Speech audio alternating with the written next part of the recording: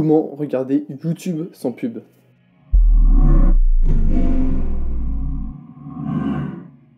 Bienvenue les bâtisseurs, j'espère que vous allez bien.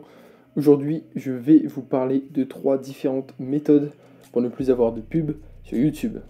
Si vous utilisez un navigateur ou que vous êtes sur ordinateur, la toute première méthode est d'utiliser Adblock.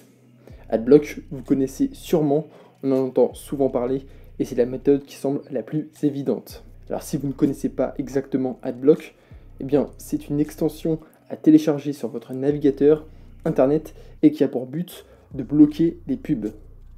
C'est très efficace, cela vous permet aussi de supprimer tous les cookies et pubs des sites web que vous visitez pour arrêter de vous prendre la tête, vous plomber d'informations, de dopamine qui ne sert strictement à rien.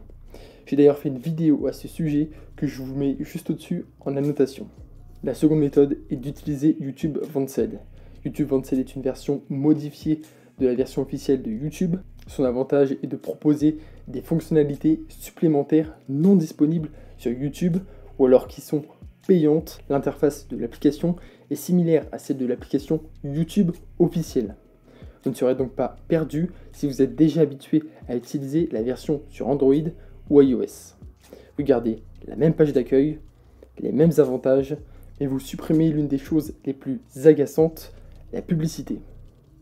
D'autres fonctions présentes sur YouTube Premium sont également présentes sur cette version modifiée. Il y a notamment la lecture d'une musique ou d'une vidéo en arrière-plan, la lecture avec l'écran éteint, mais aussi le mode Picture in Picture pour continuer à visionner une vidéo tout en effectuant d'autres tâches sur votre téléphone. Bref, vous l'avez compris, YouTube Vanced permet à l'utilisateur de multiples fonctionnalités uniquement disponibles en payant YouTube Premium.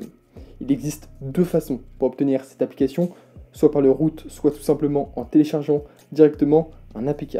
C'est cette dernière méthode que je vous conseille car elle est plus simple et vous gardez une version officielle d'Android, donc aucun risque pour la garantie. Encore une fois, je vous ai fait une vidéo à ce sujet que je vous mets juste au-dessus sur cette fiche.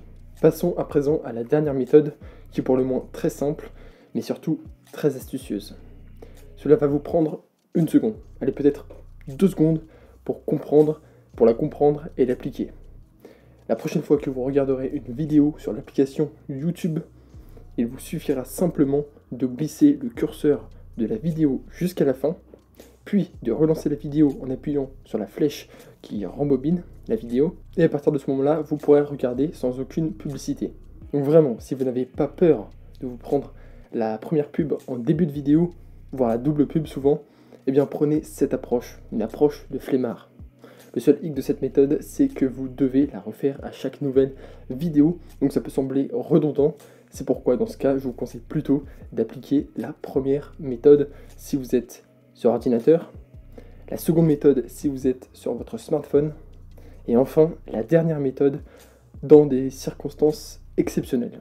Par exemple, si vous empruntez l'ordi ou le téléphone d'une autre personne, ou alors si vous utilisez du matériel qui ne vous appartient pas, en milieu scolaire et professionnel notamment, eh bien c'est cette dernière méthode qu'il faut utiliser.